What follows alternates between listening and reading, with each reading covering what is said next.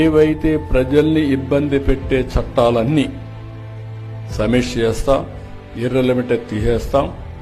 మిమ్మల్ని ఇబ్బంది పెట్టకుండా మీకు కూడా ఓసారి కోరికలు ఎక్కువ ఉంటాయి, అన్నీ మీరే చేయండి సార్ అని.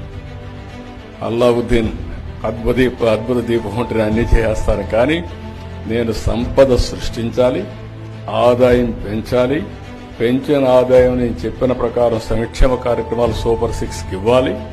మళ్లీ కొంత డబ్బులు అభివృద్ధి పైన పెట్టాలి. మీలాంటి పారిశ్రామికవేత్తలను కూడా మనం చూస్తే చాలా మంది ఇబ్బంది పడుతున్నారు.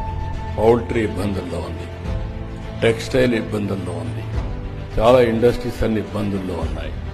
వాళ్ళని ఒక్కొక్కరిని కనీసం ఒకసారి డీఫంక్ట్ అయిపోతే మళ్ళీ రివైవ్ చేయలేదు, ఉండే నమ్మకం కూడా పోతుంది.